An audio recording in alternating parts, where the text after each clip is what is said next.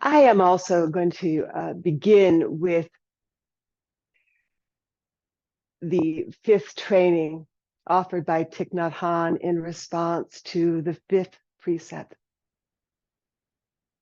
He teaches, aware of the suffering caused by unmindful consumption, I am committed to cultivating good health, both physical and mental, for myself, for my family, and for society. By practicing mindful eating, drinking, and consuming. And he adds this,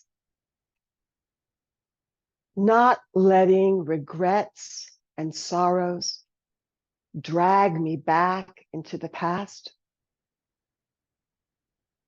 nor letting anxieties, fear, or craving pull me out of the present moment.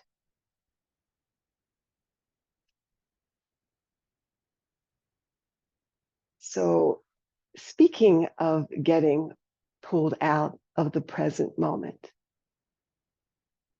I want to share a story. I have a story for you, and some of you may have already heard this story, but here it is again.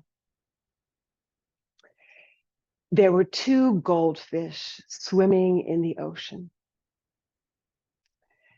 And one goldfish turns to the other goldfish and asks, what do you really, really want? And the goldfish thought about this and said, what I really want to live in a glass bowl with bright, colorful plastic coral all around. And and the dyed blue pebbles on the bottom. That's really what I want. I want the whole thing. I want the whole thing.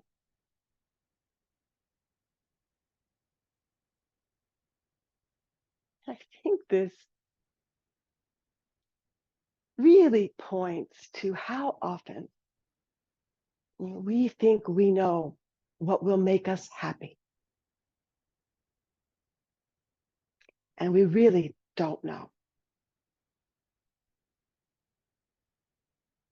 And it shows us how often we are kind of leaning out of this moment and into the next moment,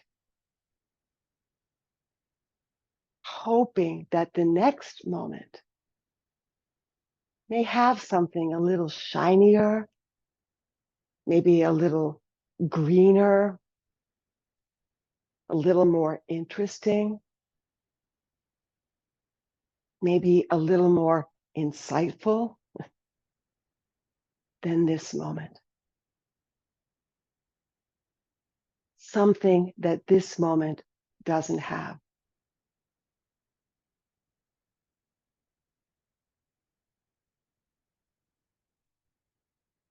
We understand the fish. We know this fish, don't we? Yeah, we do. We know this fish. And it's easy for us to say, oh, this is this bright, colorful fantasy, but it's lifeless, it's artificial. But she can't see it. She's hooked. She wants the whole thing.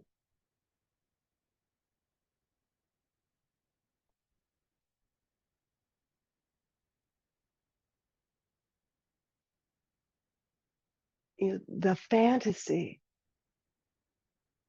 deprives her, him, them, us of the expansive and mysterious ocean she's already swimming in.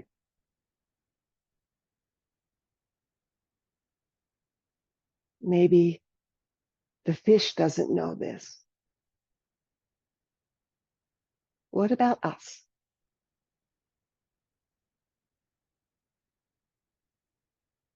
One of Buddha's first teachings was that the source of suffering comes from our attachments. And one of the deepest attachments we have is the craving for the things to be different. Or craving, as Lori was talking about, that this feeling, this good feeling, this pleasurable feeling doesn't end. May it never, ever, ever, ever end. I don't want it to end.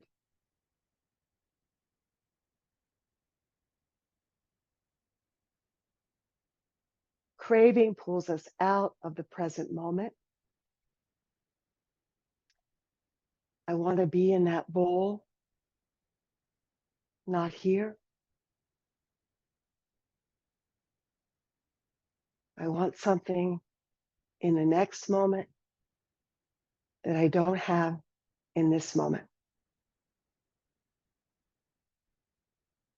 Wanting mind is wanting. Wanting mind, of course, wants to feel good. Lori talked about the pleasure of those dopamines. The mind, the brain wants to feel pleasure. Of course we do. When there is a want, like a strong want, it's challenging to be happy. We can be consumed by the conviction or the nagging sense that this here isn't quite enough. Or more of it, please, more of it, please, please. And where there is intense wanting, but there's also aversion. I don't want to feel this uncertainty. Or I don't want to feel this fear or this void. I think this is why it's so important to keep referring back to the holding environment, that we are learning to sit with discomfort. We are learning to calm, settle, soothe. When we haven't yet learned that, or as we're learning it, we will reach out to substitutes. And that substitute could be food, it could be shopping, alcohol, consumption of any kind. And we can get consumed by this. We can get lost in this. We can lose our way. And I think particularly when we keep overestimating the pleasure and underestimating the trouble that may be being caused by the substitutes.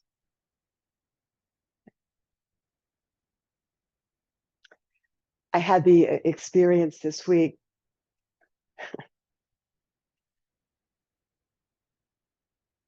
from my view. I was really hoping a person would make a certain choice that, in my view, was absolutely the right choice, the best choice. Absolutely. Well, this person didn't quite see it this way, and I could feel the impulse in me to want to convince,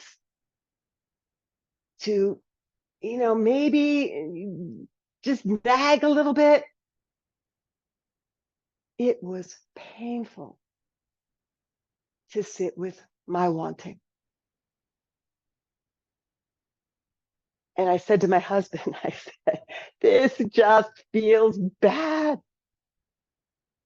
And he said, yeah. May I remind you that it's just a feeling. It's just a feeling. And this is wanting mind, wanting. When we get, when we feel our want, it felt this way for me. It can feel so tight, constricting. We can feel our smallness, our littleness, wanting, wanting, wanting, and we can feel our neediness. And maybe there's some shame around how intensely we want or need something.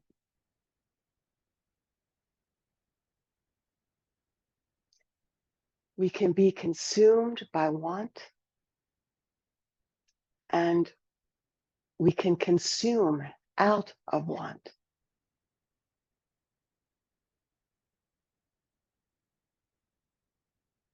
Just take a moment, your own reflection of when you really want something. What does happen to breathing?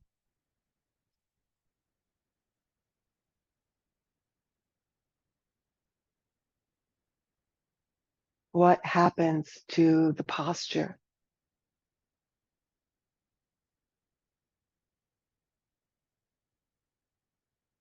What does the world look like through the lens of want?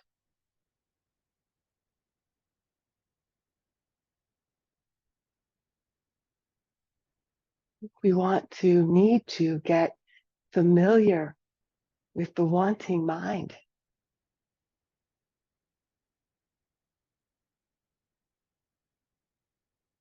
Hear Susan's voice. We want to see it. We want to notice it. We want to take a breath with it.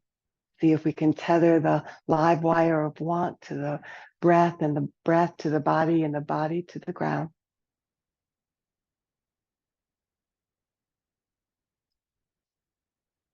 I will close with this sweet poem by Wendell Berry. It's entitled, Can This Moment Be Enough?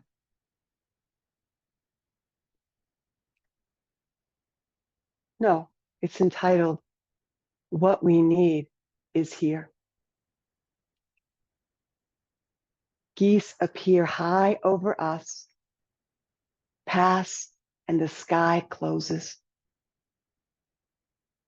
Abandon, as in love or sleep, holds them to their way. Clear in the ancient faith, what we need is here. And we pray not for new earth or heaven, but to be quiet in heart and in eye.